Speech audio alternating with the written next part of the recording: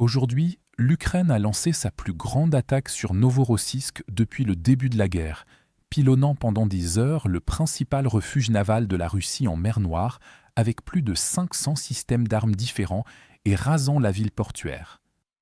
Le président Volodymyr Zelensky a confirmé l'utilisation de drones missiles Palianitsia, de missiles Neptune et de drones navals contre le port.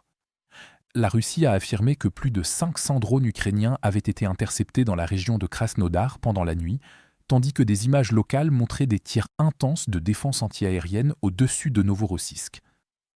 Les frappes ukrainiennes ont touché des positions de défense antiaérienne, des jetées, des infrastructures portuaires et des installations liées à la base navale. Des incendies ont éclaté autour du port militaire, alors que les groupes mobiles de défense antiaérienne russes luttaient sous une pression de saturation. Des rapports d'analystes militaires russes ont suggéré que les systèmes de défense antiaérienne russes S-300, S-400 et Pantsir souffraient d'un manque d'intercepteurs, ce que l'Ukraine a exploité pour son attaque prolongée.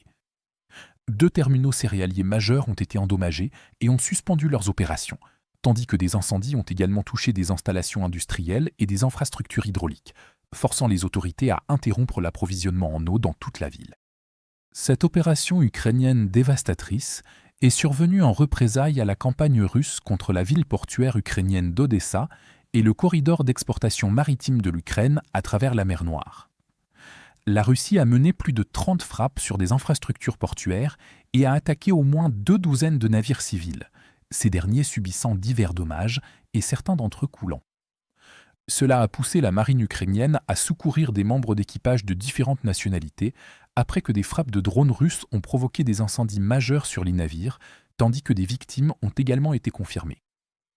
En conséquence, les attaques russes en mer Noire ont interrompu le transport maritime dans toute la région, les exportations agricoles ukrainiennes souffrant lourdement après les frappes contre les navires transportant du grain ukrainien vers les marchés étrangers.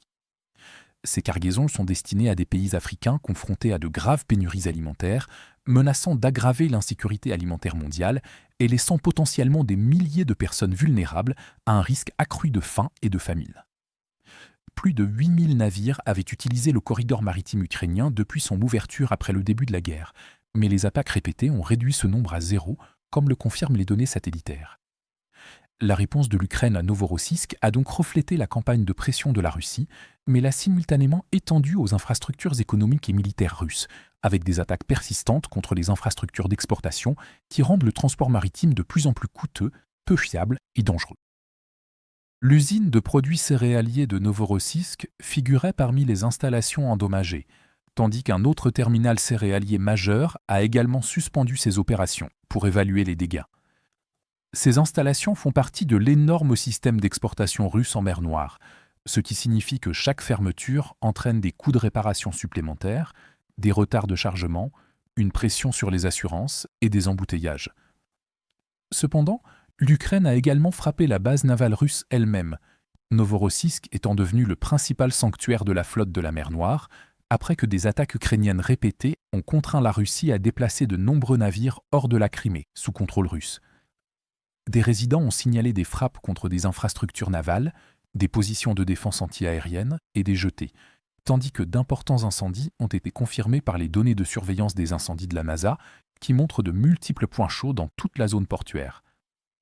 Bien qu'il ne s'agisse pas de la première attaque ukrainienne contre ce site, il s'agit de la plus massive à ce jour, transformant Novorossiysk, qui était censé être une base de repli protégée pour la Russie, en un autre lieu où les navires, les infrastructures de réparation et les installations de soutien ne peuvent plus opérer en toute sécurité.